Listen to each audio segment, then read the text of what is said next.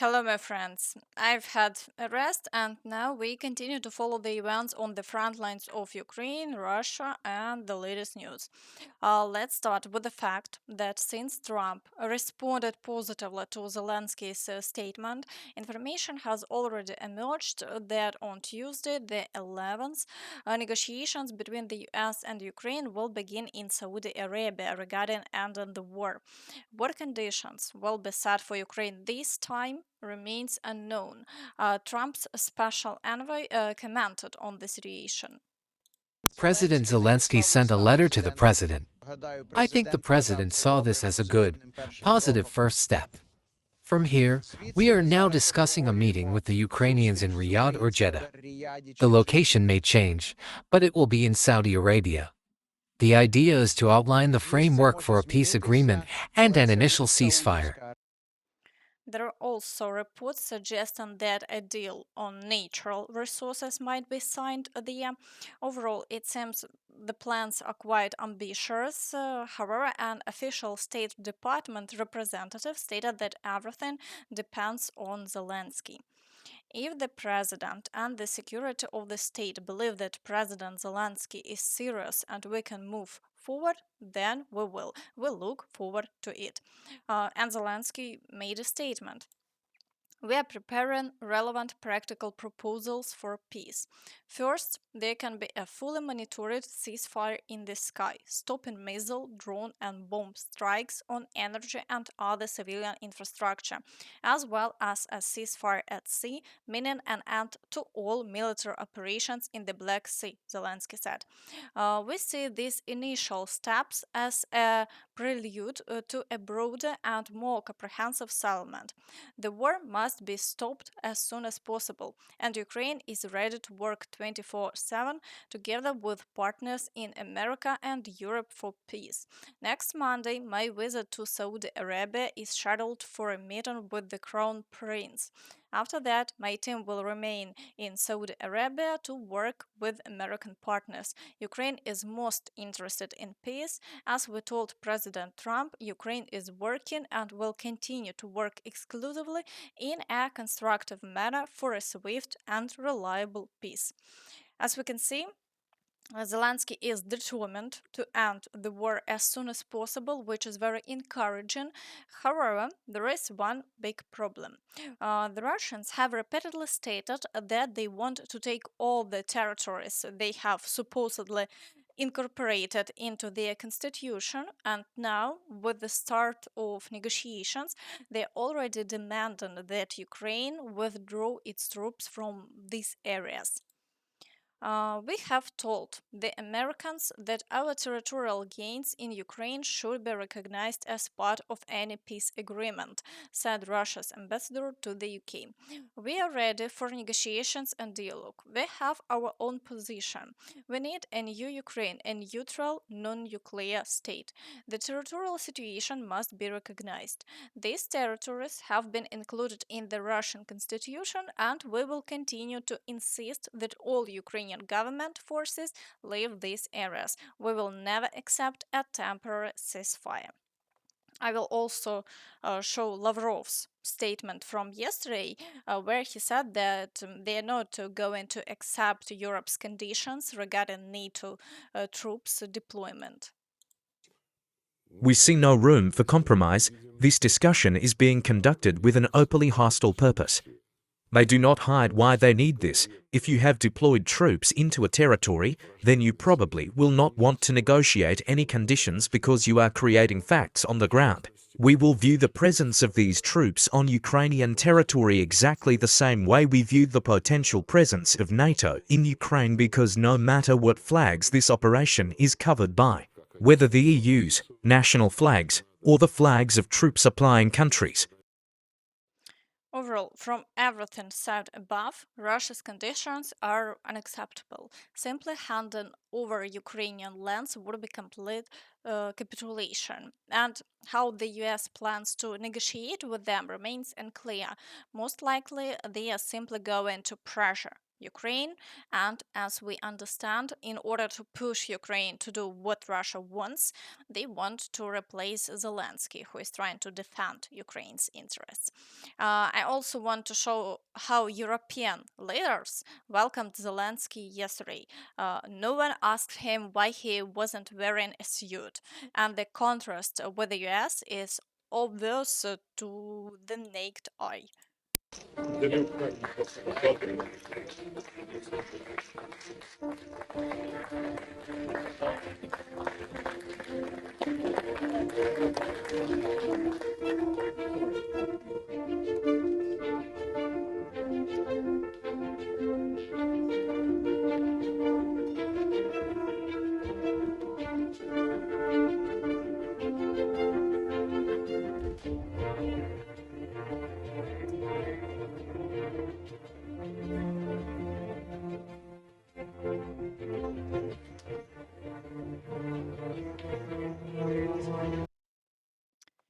While the US is planning for the war to stop, in Europe, officials have stated that they must accept Russia's challenge, start an arms race, and win it.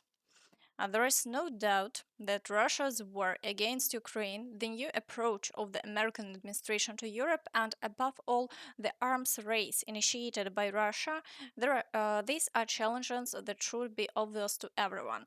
They present entirely new obstacles for us, and Europe must accept this challenge, this arms race, and it must win it. For 3 years, it was unclear what they were doing, and now they suddenly realized that Russia has started an arms race. But Peskov responded to this statement, saying that they will not take part in this arms race. Tusk stated that they are preparing for an arms race.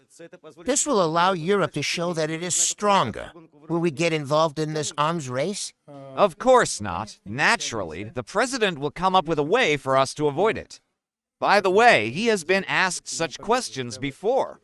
But one can only express regret that such confrontational, I would say militaristic, statements are coming from Warsaw and Paris. This shows that Europe has not yet adjusted to the approach currently being proposed between Moscow and Washington.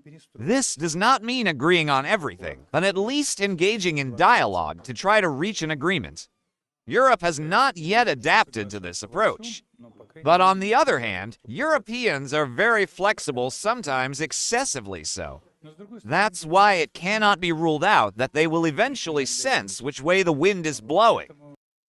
Overall, friends, share your thoughts in the comments. Meanwhile, the fighting on the front continues, so let's briefly review the situation, starting with the Pokrovsk direction.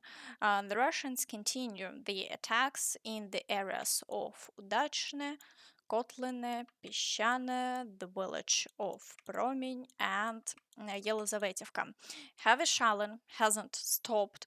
According to unofficial information, the Ukrainian forces are still conducting counterattacks near the village of Shevchenko. It's highly likely that the area from Shevchenko to Pokrovsk is already in the gray zone, and Russian forces are definitely not there. Even Russian war correspondents report that the Ukrainian forces haven't yet managed to secure positions on the outskirts of Shevchenko. This directly indicates that there are no Russian forces further near Pokrovsk if the battles are taking place in the Shevchenko area. So the situation here is also improving, and success is clearly on the side of the Ukrainian forces. However, the fighting remains extremely intense. The Russians are not giving up their positions easily, and for now, securing a foothold in Shevchenko remains a challenge. In the direction of Kurakhove, the Russians continue attacks on Kotlerivka, attempting breakthrough near Troitske, storming Konstantinopel, and shelling frontline settlements. The situation here remains very difficult. However, despite this, the Russians haven't made any new advances so far. Meanwhile, in the area of Velyka Novosilka, the news remains grim. Once again, Russian forces have managed to advance approximately 800 meters near Privilne and gradually moving into the village of Vilne Pole. This allows them to keep driving a wedge into our defense and push on toward the borders of Dnipropetrovsk region. At the same time, attacks continue near Burlatske, Dniproenergia, and Rozdolne. The shelling remains intense, just as before. Russian activity in the area is extremely high. In the Zaporizhzhia direction, the Russians are storming the villages of Kamyanske and Lobkove and attempting breakthroughs across the fields near Mali-Sherbaki. Over the past day, there have been no changes as the Ukrainian forces have repelled all attacks. However, if this continues, the front line could be at risk of breaking. Typically, Russian forces persistently assault one area for an extended period before eventually managing to advance. We hope this will not happen here, but the situation remains difficult. In the Kherson direction, there is a temporary lull. All previous Russian assaults on the islands have ended in failure, while they are currently gathering reserves for new offensives. No changes have occurred over the past day. Now moving to the Toretsk direction. Russian Z patriots are complaining that they were informed of full control over Toretsk. But in reality, the Ukrainian forces launched a series of counterattacks and reclaimed part of the city. As a result, Russian forces received orders to quickly restore their lost positions and are now using mass assaults in an attempt to regain them. However, over the past day, no changes have been recorded, and there is no information about new Ukrainian forces counterattacks.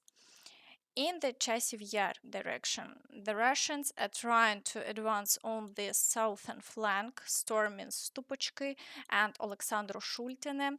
Fierce battles are ongoing in the central part of the city, but so far the Ukrainian forces have managed to repel all attacks and the front line has remained unchanged over the past day. Meanwhile, Russian forces continue shelling Kostiantynivka.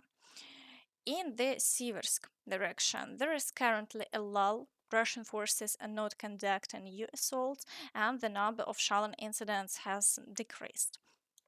In the Liman direction, the Russians continue the attempts to break through near the village of Lipove and toward Novomykhailivka. However, they haven't yet managed to expand their controlled territory toward Liman. As a result, the situation remains unchanged. In the Borova direction, Russian forces are storming Bohuslavka, but overall the situation remains stable with no significant activity. Further south, there is currently a lull. All attacks on Hrekivka have been successfully repelled, and the front line remains unchanged. In the Kupiansk direction, the Russians haven't launched new assaults but continue to amass reserves, leaving the situation unchanged. In the Dvorichna direction, Russian forces persist in attacking Petro-Ivanivka and shell settlements up to 10 kilometers deep. However, they haven't achieved any success over the past day, though the attacks continue. In the Kharkiv direction, shelling continues without any offensive actions, and in Vovchansk, fighting remains intense.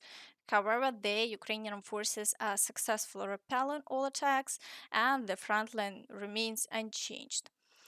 In the Kursk direction, there have been no changes to the front line for the third day, despite high Russian activity, around 30 assaults in one day. The Russians are determined to recapture the lost territory. Ukrainian forces fighters report that the situation has become very difficult as the essential is surrounded by Russian forces. The entire area is being shelled both by artillery and drones. Holding the defense under constant assaults in such conditions is extremely challenging. However, there has been no order to retreat yet, and in any case, retreating without losses is no longer possible. Therefore, it's likely that this territory will need to be held at least until negotiations continue. Meanwhile, Zaluzhny started talking about how if they mobilize everyone, there still won't be enough people. He also discussed the losses. Over 500 kilometers. Can you imagine how stretched the troops must be? Can you picture how long this front is? Are there enough people in Ukraine? You know, it seems to me that they might even start drafting women, but it still won't be enough. We need to approach this objectively. Another thing is that the current situation and the losses we've experienced are unimaginable. In these conditions, it's critical. If you calculate 50,000 from 5.5 million registered, the result is zero. This is a critical point, and I don't think we're going to get past it. And at the same time, at the same time, the war has absolutely changed. It's influenced by two factors. The first factor, demographics, let me point out, 50,000 killed in Ukraine and over 300,000 critically injured, and now there's no one left to really fight. Starting a war where soldiers are nearly walking to linemen in this demographic situation, finally, probably not. Friends, make sure to share your thoughts in the comments. And that's all from me. So please don't forget to like this video, subscribe to the channel, and hit the notification bell to stay updated on all the latest news. Thank you for watching and see you next time. Bye bye.